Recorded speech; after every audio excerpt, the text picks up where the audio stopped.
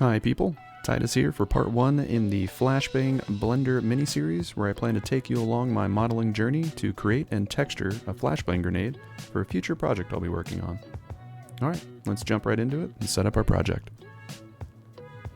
Alright, so I'm going to be working in Blender 2.93.1, so it's a bit of an older one, but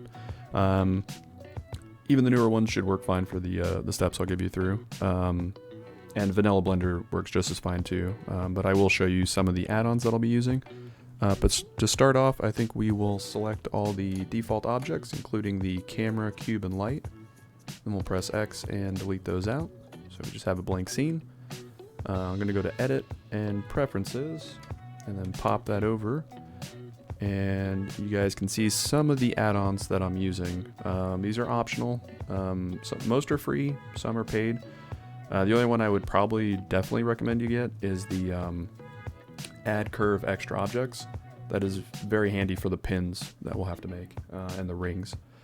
The Hard Ops and Box Cutter, those are the paid versions, and they're very nice tools, but they're completely optional, so you won't miss out if you don't have them. But yeah. Alright, let's close out of that. When you're modeling or doing any type of Blender work, the best thing you can do is have good reference images. Whether you're importing your references inside Blender or using a third-party app like PureRef or something similar, just having a bunch of different images to kind of pull inspiration from is very helpful. Or to make sure you got your scales and stuff set right. Normally I would set scale here, but I think we'll skip that part just because it's mainly just a basic tutorial series anyways. But let's go ahead and import our images. So I'm going to press 1 to go to front view, Shift A. I'm going to do image and reference, and then I have a flashbang gadget that I got from the web right here. And it's got my front and side views, so this is a pretty good image. It's a bit small, so I'm going to hit S to scale, and then I'm going to press 2 to double it, and then press Enter to lock it in. I'm then going to press G to grab, lock it into the Y axis, so hit Y, and then just bump it back a bit. And then as I'm rotating the camera, I don't want to see the back side of the image, so I'm going to go into the image properties. And on the side view, I'm going to hit front only, so the image only shows from the front. I'm also going to set the opacity to be about 0.4, so the image is transparent. I'm also going to set it to orthographic only, so I'm going to uncheck perspective, so the image only shows up when I'm in the front view. You may or may not prefer that. That's up to you. Then I'm going to hit 3 to go into the side view, hit Shift A, add another reference image. I'm going to use the same image because it had pretty much all of them in there. I'm going to hit S to scale, bump it by 2, Enter to lock it in. And on this one, I'm going to set the front view only. And then before I do that, I'm going to grab it, hit X, bump it back a bit, and then perspective I'll check off. Oops. Bring opacity down first, and then perspective off. So I got my images there. I need to line them up a little bit better though. So what I'll do is for this one, I want this view here. So I'll hit grab, G for grab, X to lock it in the X-axis. And then I just need to kind of center it as best I can. So I think right there is good. And then I'll press 3 to go to side view. And this one, I'll want the front of the canister, or the flashbang, so I'll hit G to grab. This time I'm locking it in the Y-axis. And then I'm going to try to get it in the middle as best I can for that. Kind of like that. Alright, I'm going to then select both of those reference images, and in my scene, I'm going to press M to move to a new collection, and I'm just going to call it Ref for reference. That way it's easily organized, not taking up so much space. Alright, but let's let's figure out how we're going to approach this. I like to think of things pragmatically, so let's try to break it down into sections and just work on individual sections. So for me, it looks like this piece we can probably break down into the end caps or the lug nuts, and then we have the tank in the middle. We have the fuse at the top, which also has a inside piece, and then we have the handle. So I think we'll tackle those each separately, and then we'll join them all together, and we also have the rings too.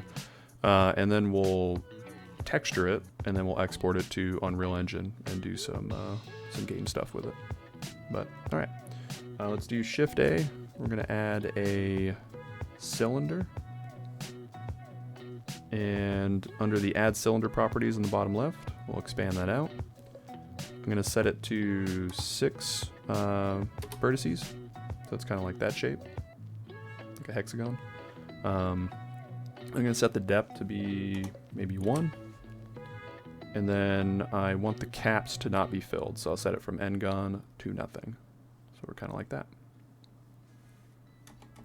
Alright, so we're looking pretty good there. I'm going to hit Tab to go into edit mode. I'm going to select edge selection, or 2 at the top here.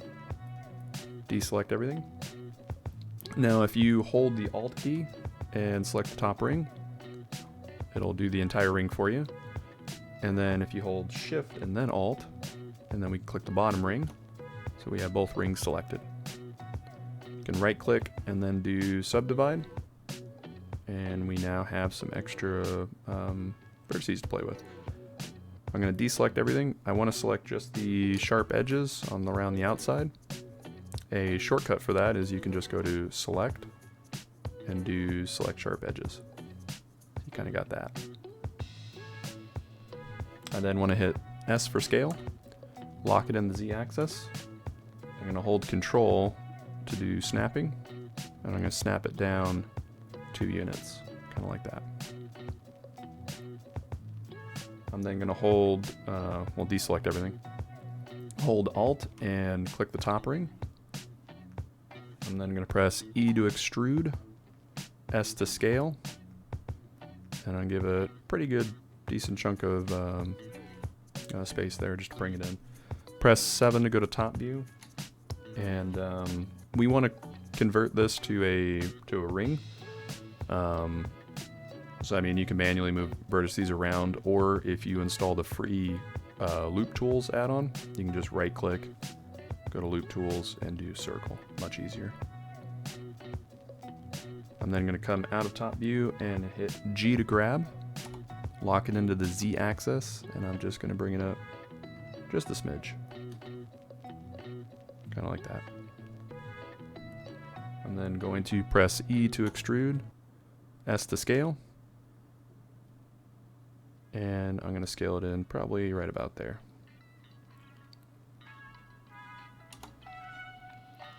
So that's pretty much our lug nut design for right now.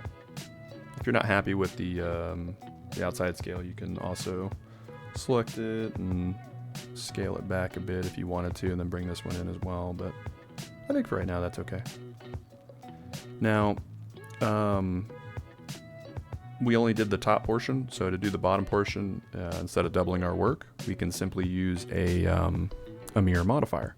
So if we go to our modifier properties, we can add a new modifier and do mirror, and then we can mirror in the Z axis, just like that. Now the other thing too is you'll notice on our reference image we have some text on the lug nuts that we're going to have to do later. We need more polys to be able to do that, so we're going to be adding a subsurf modifier. The problem is when we add it, it's going to lose its shape, as you can see here. So in order to fix that, let's remove it.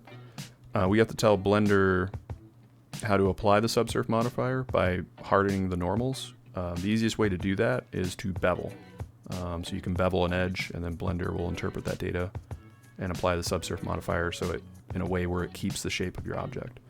So if I go back into edit mode, I can simply go to select, and we'll do select sharp edges again, and it's going to select these outside edges along with this ring, and it might even grab this inside ring as well. The inside ring might not be necessary, but we definitely need this ring and this top ring here.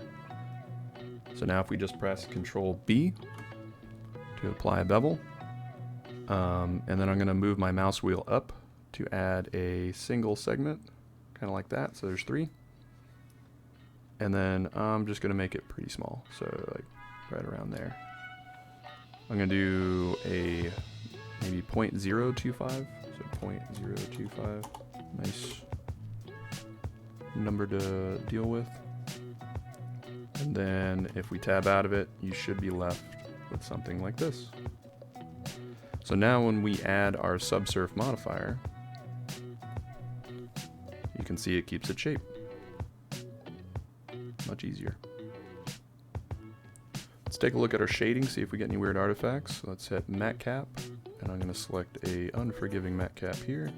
Some weirdness there, and definitely weirdness at the top.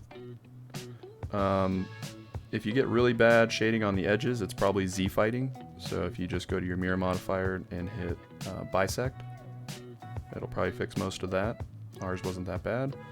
The other issue is, let's go back to Studio, is we have these weird artifacts at the top. That's going to have to do with auto smoothing. So the way to fix that is you can go to your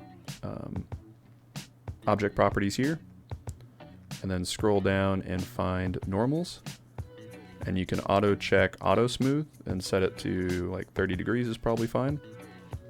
Or if you have, I think it's hard ops, you can just simply press Q on the object and go to sharpen, and it does it for you.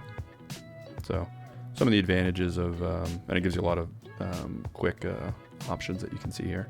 So that's some of the advantages of some of these Blender add-ons, is they just make your workflow a lot easier. But let's go back to matte cap here, and now we have a much better shading there. Alright, so this seems a bit big. So what we can do is grab it up in the Z-axis, hit Alt-Z to go into X-ray, and let's scale it down. Grab in the Z. Let's look at 3. Still looks a bit tall. Maybe not, maybe right about there. Yeah, probably still a bit tall. So scale in the Z. I don't want to compress it too much. It's kind of like that shape there. So now if we go back to front view, side view, X-ray mode, it'll look a little better. Depending on your level of realism you're going for. But all right, and then all we're gonna do, we're gonna use 2 separate nuts for this mesh because the bottom cap is gonna be closed off at the bottom. So we'll simply do Shift D to duplicate, and I'll lock it in the Z-axis, bring it down, and then we'll prepare that kind of for the next one there. So I think we will cut it here to keep it short. In the next video, we're going to be tackling the tank portion of the grenade, and then I'll finalize some of these caps, and then we'll kind of move on. So just kind of keep it there. But yeah, thanks for watching. Consider subscribing, and we'll see you on the next one.